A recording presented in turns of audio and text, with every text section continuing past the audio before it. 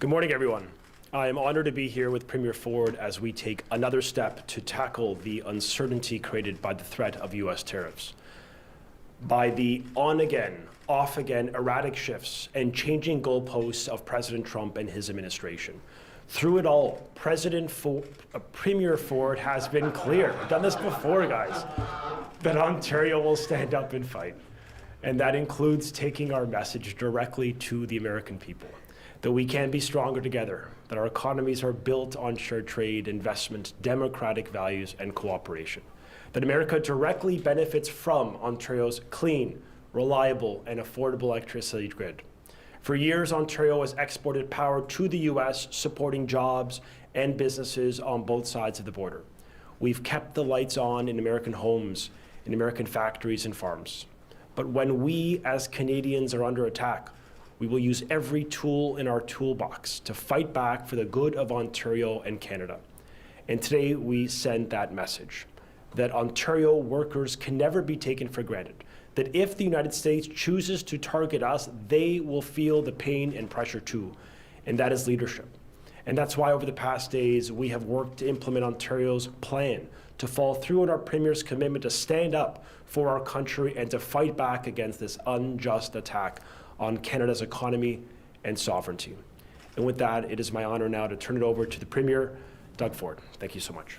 Good job, bud. Well, good morning, everyone, and I just want to thank the Minister of Education, Minister Lecce, Minister of Energy. I couldn't let that slide after calling me the President for that introduction. And thank you all for joining us here this morning. I want to begin by congratulating Mark Carney on winning last night's leadership race for the Liberal Party of Canada. It was an overwhelming win, actually. In doing so, Mark Carney will be our next Prime Minister. As Premier, I look forward to a renewed federal leadership, as well as time when we all sit down and have a great discussion. And it's never been more important to build big things here in Ontario and across our country, including and especially the Ring of Fire. To do so, the federal government needs to get out of our way. They need to get behind these nation-building projects so we can build a more prosperous and secure future for Canada. I also want to thank Prime Minister Justin Trudeau for his many years of service to Canada. You know, we didn't always agree, but when it mattered, Prime Minister Trudeau was always willing to put party and ideology aside for the good of the country. For weeks now, we've been faced with so much uncertainty coming from President Trump. Each day brings new tariff threats. Now, President Trump is threatening tariffs on steel and aluminum. He's pointing his finger at dairy and lumber, shifting timelines, different excuses, chaos and confusion. It's hurting workers, it's hurting businesses, it's hurting investments, and it's hurting families on both sides of the border. It needs to end. That's why I've been crystal clear. Until these tariffs are off the table, until the threat of tariffs is gone for good, Ontario will not relent. We will not back down. Pausing some tariffs, making last-minute exemptions, it won't cut it. We need to end the chaos once and for all. We need to sit down, work together, and land a fair deal. A deal that gives businesses the confidence to invest. A deal that gives workers the security they need and deserve. Until then, Ontario will keep up the fight. We will apply maximum pressure to maximize our leverage. That's why today we're moving forward with a 25% surcharge on electricity exports. For the 1.5 million American homes and businesses that Ontario powers, homes and businesses in Minnesota, Michigan, and New York. This surcharge will cost families and businesses in these states up to $400,000 each and every single day. On an average, this will add around $100 per month to the bills of hardworking Americans. Let me be clear, I will not hesitate to increase this charge. If necessary, if the United States escalates, I will not hesitate to shut the electricity off completely. Believe me when I say I do not want to do this. I feel terrible for the American people because it's not the American people who started this trade war. It's one person who's responsible. That's President Trump. I'd rather be working together. I want to sell the U.S. more energy, more electricity, more critical minerals. I want to make Canada and the United States the richest, most successful, safest, most secure two countries on the planet.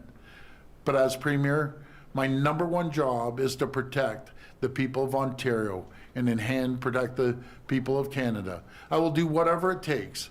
I will fight like I've never fought before to protect Ontario.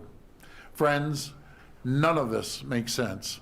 Costly tariffs against your closest friends and allies do not make sense. The U.S. markets have lost trillions in value. Companies are second-guessing investments into the American economy. American workers' jobs are at risk as we speak right now. Cost of hardworking American families will only go up. It doesn't have to be this way. We are stronger when we work together. I hope we can get back to working together, creating jobs, growing our economies, lowering costs for families in both countries. We don't get there by easing up. We will remain strong. We will be relentless. We will do whatever it takes to protect Ontario. Thank you, and may God bless the people of Ontario. Thank you. We will now take questions from the media. Please come to the mic and state your name and outlet. Just a reminder, it's one question and one follow-up. First question. Good morning, Premier. Mark McAllister from City News. Hi, Mark. Our understanding is that it's not always the case that Ontario is offering electricity at a particular rate where we're making money, and that sometimes, because of the extra energy that is being generated in this province, we're more or less giving it away to some of those U.S. states. So how does a surcharge actually work in those cases? Well, before I pass it to Minister Lecce, you know, we're over producers when it comes to energy. And in some cases, that's a good thing. We want to sell the U.S. more energy. We want to sell more states energy. But even if Michigan or any of the 3 states, what happens when I understand, and again, I'll pass it over to Minister Lecce, it may go to Michigan, and maybe that day they may not need it. They may need it too. If not, they'll resell it to, for example, Ohio, Pennsylvania. But it's going to affect many, many states, but I'll pass this over to Minister Lecce. So we estimate that based on the 12,000 megawatt hours of power we sell the U.S. versus the 374 megawatt hours we import, we are 30 times a net exporter. They need our power. We have the supply and demand systems in place by our systems operator. We'll be okay in Ontario. This is about maximizing pressure on America and minimizing the impacts on Ontario. So when we sell them power on the spot market, as you mentioned, we're estimating $300,000 to $400,000 every single day of additional monies we're going to accrue in an account which the government is committing to putting back into the pockets of ratepayers to reduce bills for families and businesses. So if a state like Michigan flows our power through and sells it, as the Premier said, to Ohio, that means the impact of this surcharge is going to be reverberated right across America, not just in Ohio, not just in Michigan, rather, or New York or Minnesota, but now in all the states. They then try to resell and upsell our power. So this is going to have, you know, the Premier says we sell power all the way down to the U.S. All of the states, all along the I-95, they can feel the pain too. And it's regrettable we're here, but we're prepared to do this. And as the Premier mentioned, we have the capacity to scale this up above 25% if necessary. Another quick off-topic question for Premier Ford. Sure. You had mentioned in an interview with our colleagues in the U.S. on the weekend that you're planning on launching another marketing and advertising campaign in the U.S. in addition to what had already been done. Yes. Could you outline that, detail that for us, and how much more is that going to cost Ontario taxpayers? Well, I called information ads. We need to inform the American people. If they just hear one side of the story and they aren't hearing the other side, you know, their opinions might change, but we want to make sure we send clear message down to the American people. They're our greatest allies in this fight against these tariffs. So we'll get a cost, we'll be transparent, but it'll be the best money we've ever spent, because if we don't spend it, it would cost us tens of billions of dollars to our economy. Morning, Premier. Richard Southern, 680 News Richard. Radio. Good morning. Your threat to potentially cut off electricity altogether, would that be on April 1st if Trump went ahead with additional tariffs? What would it take to get there, sir? Yeah, well, thanks for that question, Richard. Let's just see how this rolls out. You know, he changes his mind literally every single day. So I just wouldn't want to give you an exact date, but make no mistake about it. If he continues to attack our province, our country, taking jobs, families' paychecks, food off their table until they can't pay rent, I will do whatever it takes to maximize the pain against the American, and I hate saying the Americans because it's not them, against President Trump. You know, so many Americans I speak to and the elected officials and even the 3 governors I've talked to recently, you know, I start off with apologizing we're in this position, that we have to do this. And they fully understand. They do not agree with President Trump. Republicans do not agree, at least the ones I speak to, do not agree with President Trump, but they're too scared to go out there and say it publicly. It's a shame. We have to put an end to this. On today's surcharge, you know, it's all well and good in the winter when we are exporting energy, but do we not need to import energy in the summer? And if there is some retaliatory tariffs, if this stretches on, is there concern about what this could cost Ontario come the summer months, sir? Well, we'll make sure we have enough energy for ourselves. That's the #1 priority. And we're going to continue expanding our energy capabilities here in Ontario. Hi, Premier. Barbara with QP Briefing. Hi, Barb. So we did have an increase in the use of natural gas as a source of energy here in Ontario, and a big part of this natural gas do come from the States. So sort of following up on Richard's question here. So in doing what you're announcing today, in taxing the energy exports to the States, do we have a plan in case they respond to tariffs in the natural gas that comes to Ontario? Well, I think you're talking about Line 5 that starts in Alberta, comes through the U.S. and up through Michigan. Again, that's Canadian oil. You know, I'm very confident we have enough natural gas, and we're going to build on that. Do you know who's to be blamed for not having gas? All the elected officials for the last 20 years. They need to look in the mirror and ask, why didn't we build Energy East pipelines? Why didn't we go put another pipeline west? Why aren't we going north? This is where the federal government, no matter who gets elected, needs to look at national infrastructure projects that we'll never have to rely on anyone again in the world. I said that during the pandemic about the N95 masks and other items, and now we're self-sufficient. We can build anything here in Canada, and let's not be so reliant on the United States for our crude oil going down to the U.S. So now off the topic a little bit. So yesterday we had Mark Carney announced as the next Prime Minister, and you said as the Premier you're looking forward to renewed leadership in the federal level. I'm wondering when do you expect to see an election? Well, I'm guessing, and I'm only guessing. I hear anywhere from 10 to 15 days they'll be going to the polls. I'm staying out of that election, but I do have some areas that we have to focus on. The Ring of Fire is a priority to keep us moving forward. We can't take 20 years and putting every assessment, every consultation in the world for 20 years and not get one shovel in the ground. So we need to make sure that any federal government, #1, gets out of our way, but also has funding towards that. The other big area that never went through legislation are the EV deals. We have one big one outstanding. We have our money up there, but it's Honda. You know, it's over a $15 billion deal, and the head person from Honda is flying in to make sure that whoever's in charge, the federal government, gets this deal done. It's a tax credit. I got to explain to the people. We're asking the federal government to give a tax credit, not a big chunk of money.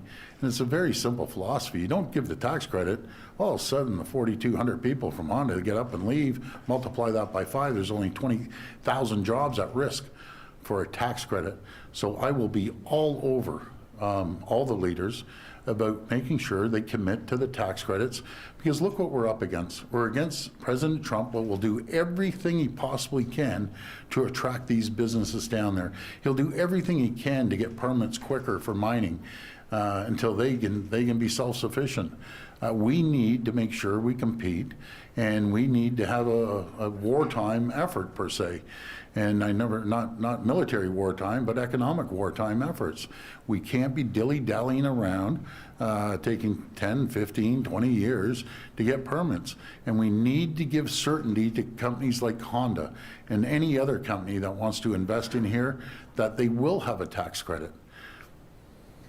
Good morning, Premier. Fatima Syed with the Narwhal. On Friday, BC Premier Eby said he'll be working closely with Ontario and the federal government to develop a coordinated approach to energy export tariffs. Yes. Can you tell us what that coordinated approach looks like and what Ontario's role is? Well, first of all, I want to thank Premier Eby. I think they see income of, if I remember correctly, about $1 billion. But it's not just Premier Eby. It's Wab Kinew, Premier Kinew, which is an absolute champion in Manitoba. We also have to look at Premier Legault. I have a call into him before I walked in. And then anyone else. I think New Brunswick ships some energy, Newfoundland. There's a whole bunch of us that ship energy down to the U.S., and we have to maximize it.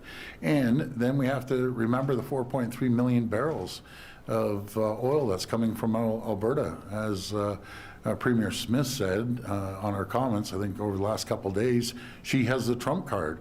Well, a message to Premier Smith, one day I think you might have to use that trump card and give approval for an export tax.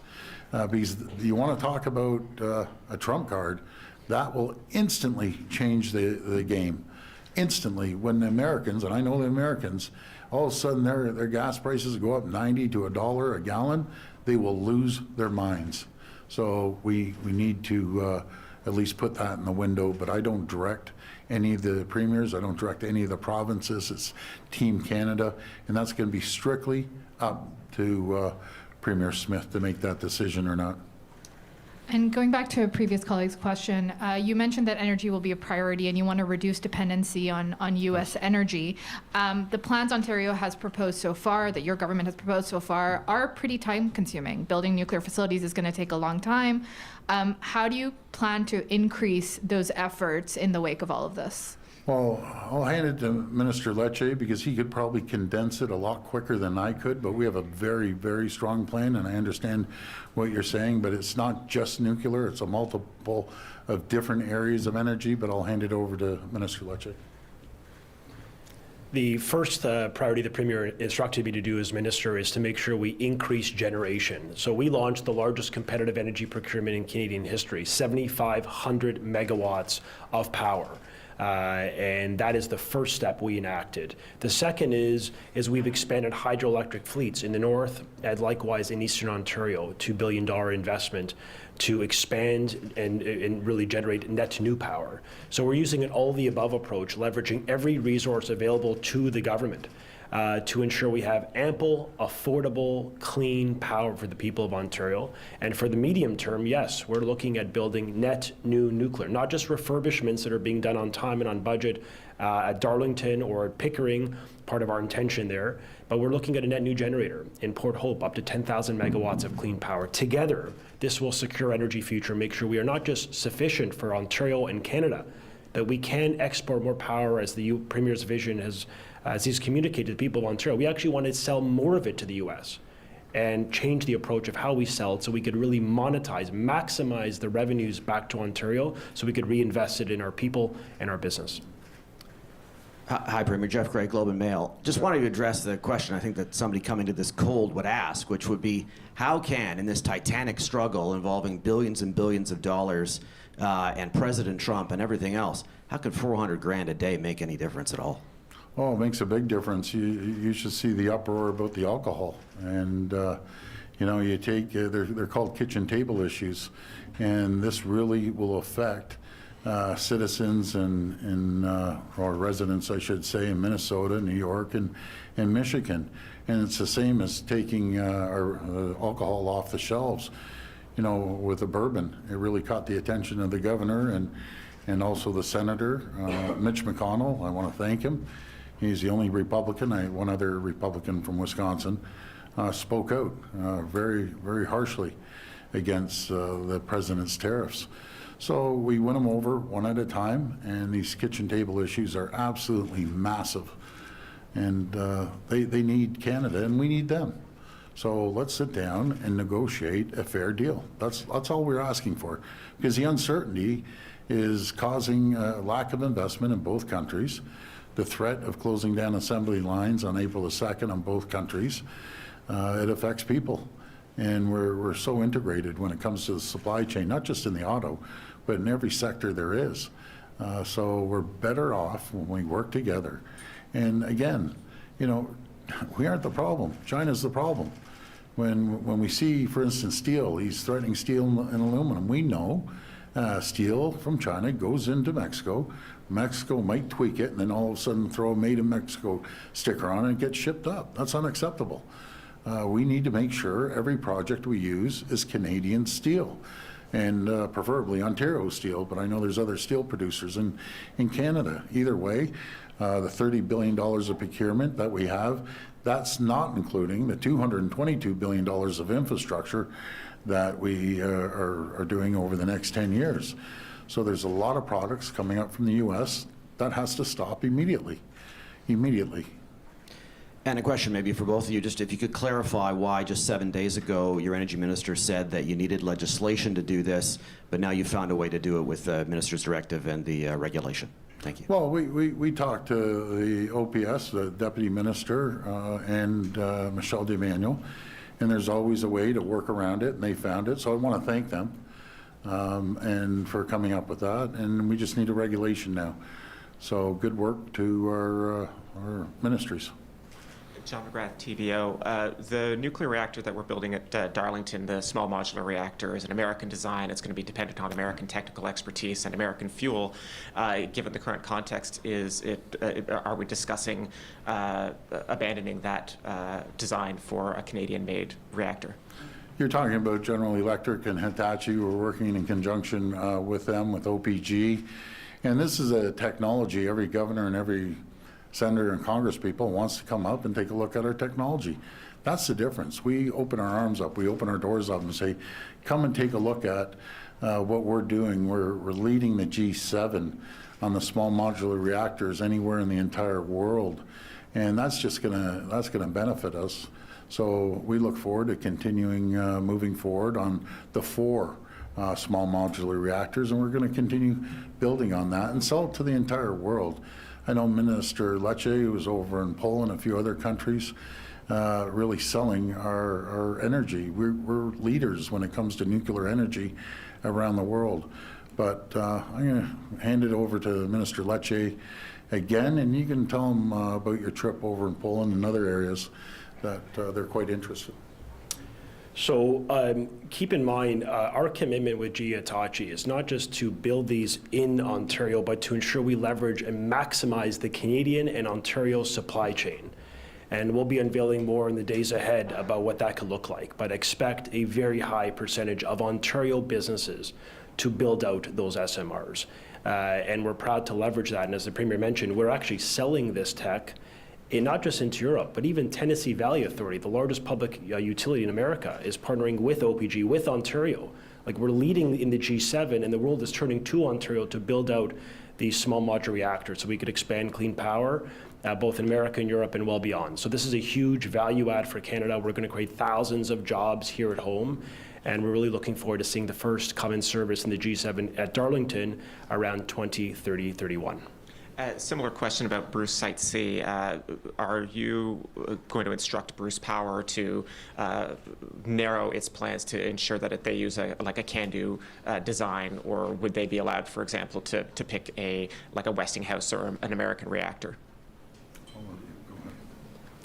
For the refurbishment of Bruce, of course, they have can-do reactors. So over 90% of the supply chain is already leveraging Canadian. In fact, I believe it's close to 94% of every refurbishment uses Ontario and Canadian-made products supported by Canadian and Ontario skilled workers. So we have an incredible story to tell about making sure the supply chain is used, jobs benefit here in Ontario, and the money stays right here in the province of Ontario.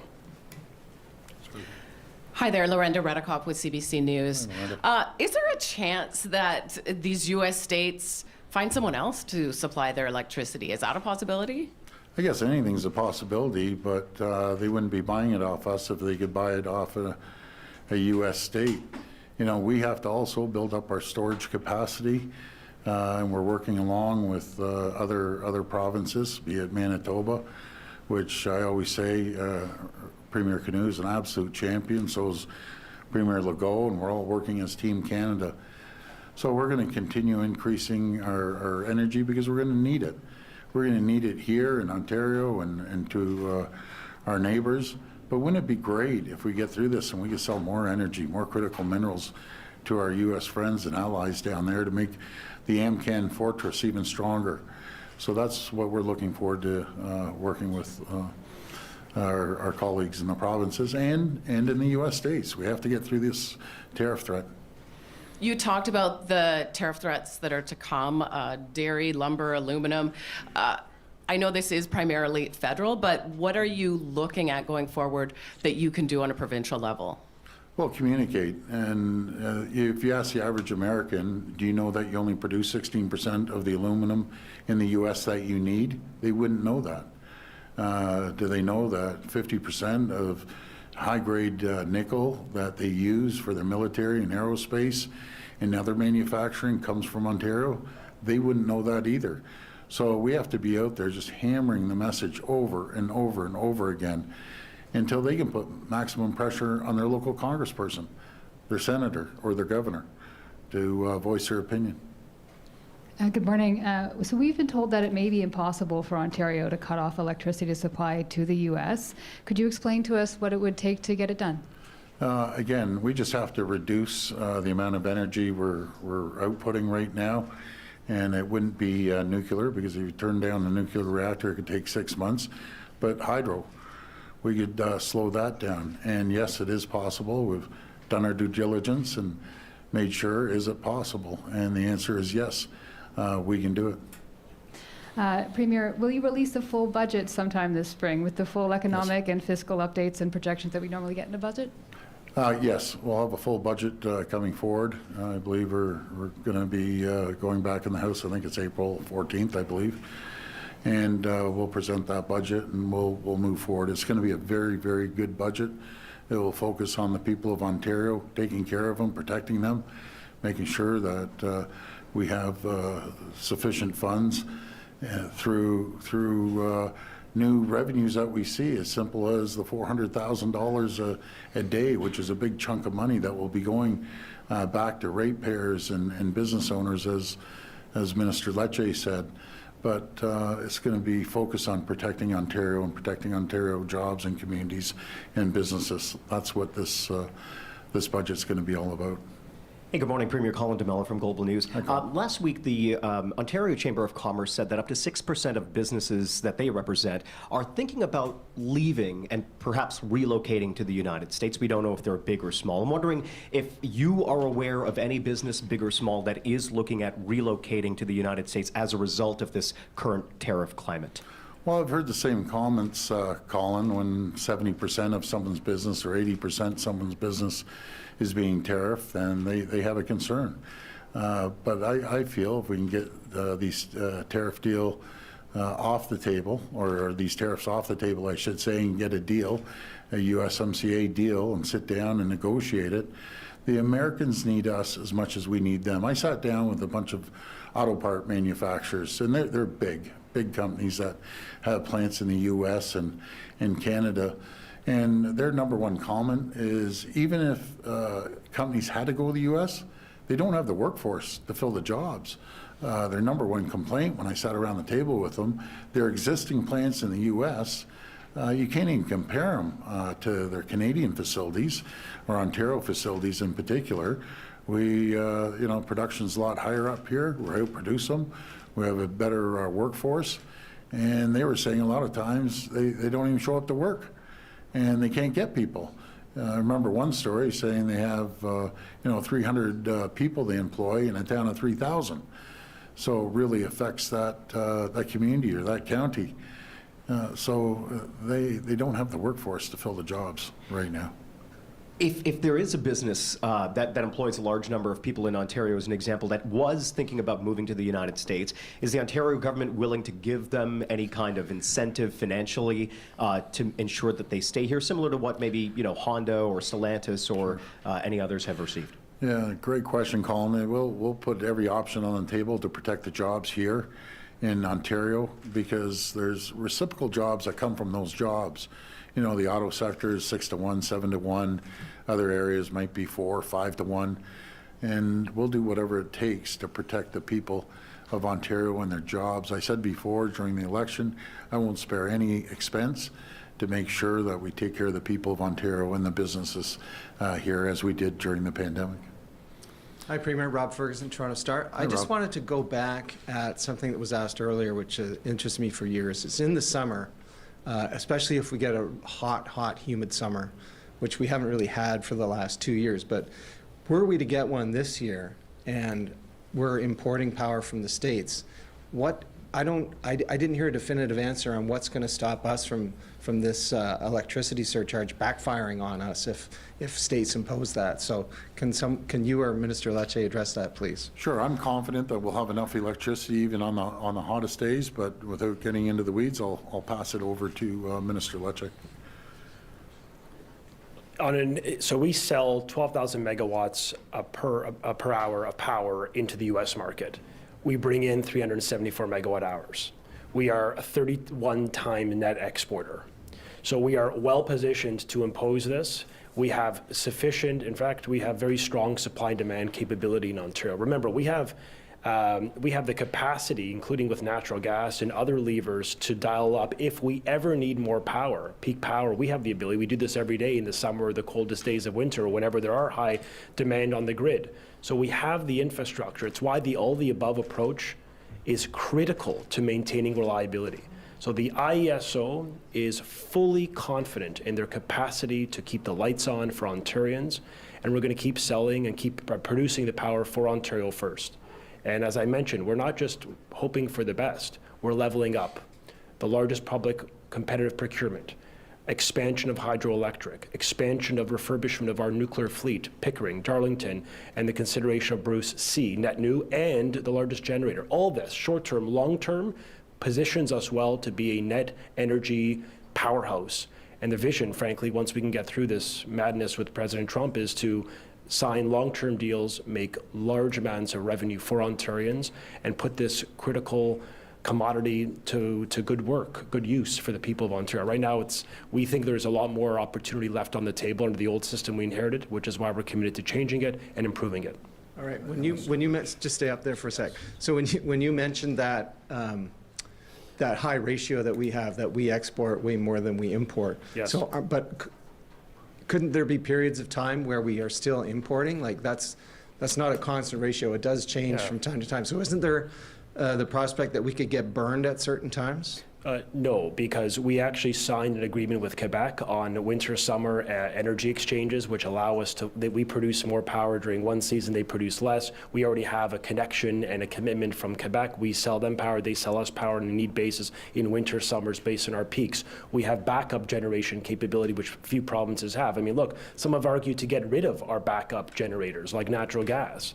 If we did that, we wouldn't be in the basis on the hottest day of the summer, pre-Trump, to fire up that insurance policy and keep the lights on for all of our businesses and families. We're well positioned to do this. We've thought ahead, and the Premier has enacted the largest storage investment in Canadian history, 3,000 megawatts of power to store power so that we could use it when we need it, including on those hot days of summer or cold winter days. All right, thank you. Hello, with a Swiss television question for Premier Ford. What about the long-term consequences? Are you worried that it might be the beginning of the end of a long friendship between your two countries? No, I don't think we're there yet. I talked to a tremendous amount of Americans. They totally disagree with what President Trump is doing. Staunch Republican Trump supporters totally disagreeing with President Trump on this policy. So I think we have a strong relationship. It goes back over 200 years. We have, 900,000 Americans living here. full-time, 800,000 Canadians living down there. We visit millions and millions of visits back and forth across the border. So I believe this is going to continue on being a strong relationship because it's not the people, it's the president. What could you say to persuade Donald Trump? I would say, you know, one of his measuring sticks are the markets. The markets have dropped trillions of dollars. He has to understand. He's a smart guy. You may like him or dislike him, but make no mistake, he understands the markets. And Secretary Lutnick, Secretary of Commerce, understands the markets. And they also understand when the big three auto executives come in and say you're going to shut down assembly plants on both sides of the border within 5 to 7 days. That's the supply. And he also understands when the other sectors were so integrated, the supply chain, when they come back and say you just can't all of a sudden flick on a switch and create an auto plant overnight. It just doesn't work that way. So the more we explain the supply chain, and the more other people explain the supply chain to him, he has to understand. Even lumber. You know, this lumber war's been going on, you know, for the last 20 years. But the cost of homes are going to go up because they need our lumber. They need our aluminum. Just imagine if all of a sudden we shut down the lumber, shut down the aluminum, the steel, the oil, you know, the uranium from Saskatchewan, the potash, the nickel. It'd be a disaster down in the U.S. It'd be an absolute disaster. You know, he is trying to push us into a recession. That's how bad this is going to get. All because of one person. Everything was hunky-dory before. Everything seemed to be moving forward. Markets are up. Everything's going pretty good. Jobs are being created on both sides of the border. He gets in. Market slides, threats of assembly plants going down, manufacturing going down, people are going to lose their jobs, inflation's happening all over the place. Because why? Because one person, President Trump? I'll tell you, the American people did not vote for this, and they have to think this out now. So put maximum pressure on your president, and I encourage the senators, governors, and congresspeople to do the exact same thing, because there's one way this is going to go. If he goes full steam at it, it's going right downhill for both countries. This will be the last reporter. Good day, Premier Minister. Premier, last week you said that you were directing the deputy ministers to go through their ministries to see if there were other contracts, Starlink aside, with U.S. companies that could be canceled. So I'm wondering if any progress has been made on that front. Are any more contracts going to be canceled, and what is the value of those contracts?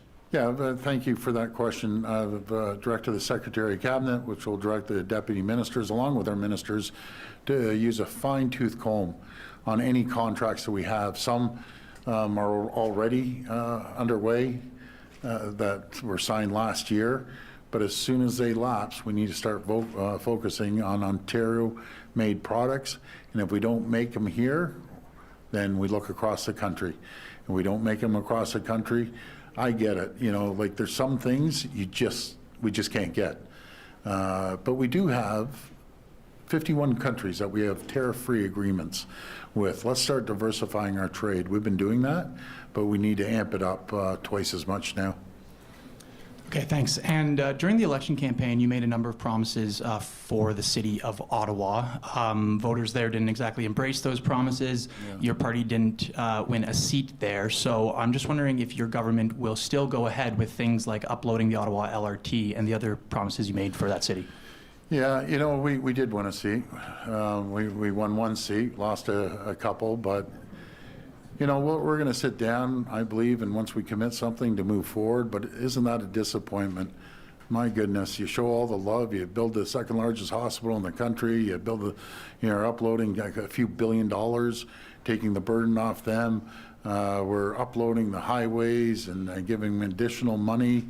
Not sure what they were thinking, but I'm a man of my word, and we're going to move forward on it, and hopefully the people of Ottawa will appreciate the hard work that we're going to put in and that we've put in for years supporting Ottawa.